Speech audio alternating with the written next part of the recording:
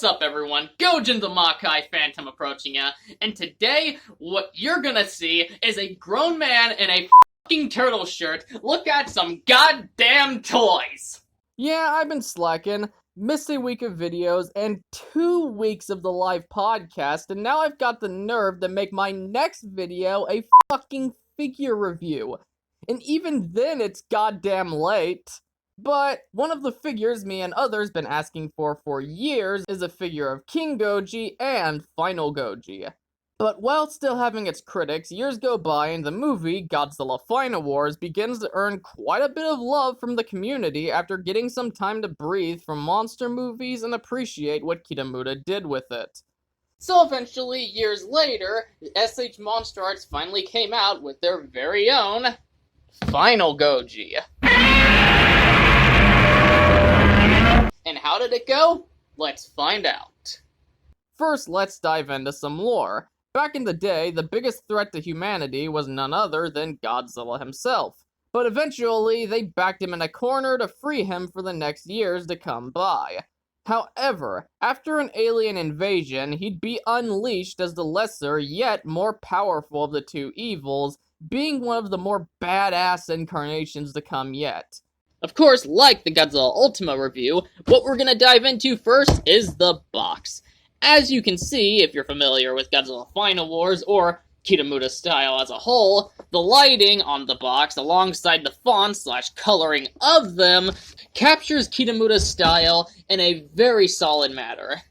Now here, you got the figure in multiple poses, representing many shots of the movie, showing how capable this guy is and the articulation factor, which we will get to later, but I will say right now, people are on about that for a reason. Now you might notice on mine, there's a bit of damage, a lot like the person who delivered its brain. But luckily it's nothing too bad. Only a fracture in my hopes and dreams, my PS5, yesterday's lunch. Jesus Christ, now all I got left is my fucking virginity. Now, unlike Ultima, Final Goji doesn't come with any accessories.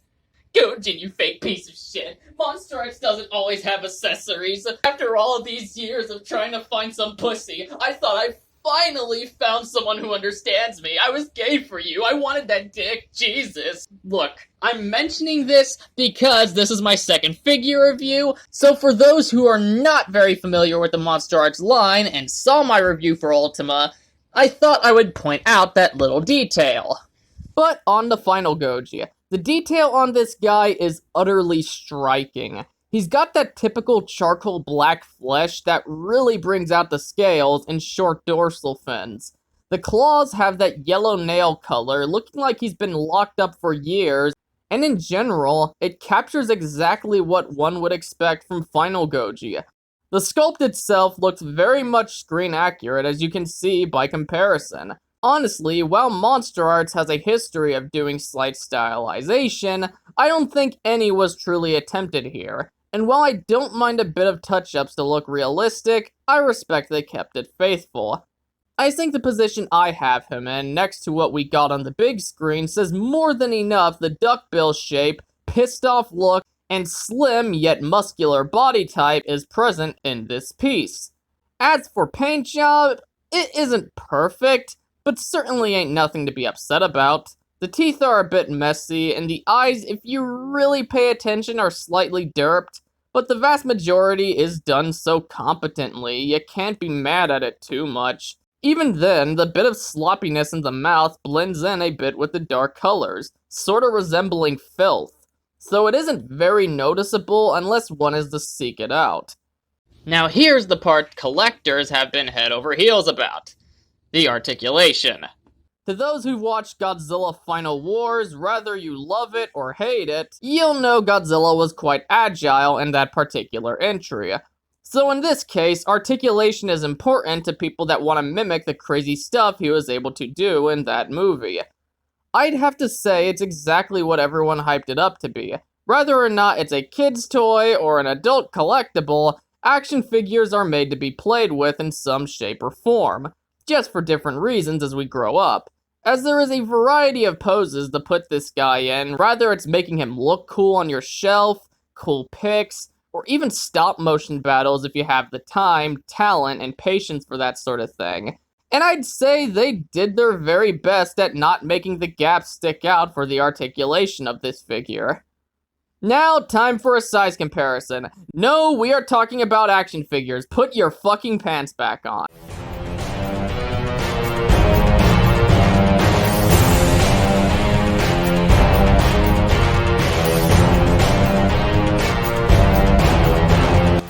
Overall, I'd say the SH Monsterarts Final Goji is the figure we've been waiting for on this fellow. If you want an accurate sculpt to this incarnation with multiple ways to pose it without paying an arm and a leg, in my opinion, they hit the nail on the head for this one. Anyway, that was it for this episode. Please comment your thoughts down below, and if you enjoyed it, please smash that like button, share it around, and subscribe for more awesome content. Please hit that bell for notifications to keep up to date on all my future content. Also, make sure to check out my social media and alt tech. All are linked in the description down below alongside my buddies at Anteiku. Check them out if you are into seeing posts of anime and occasional other nerdy shit thrown around. They have been very helpful to the growth of this channel, and I cannot thank them enough. This is Gojin the Makai Phantom, leaving the building.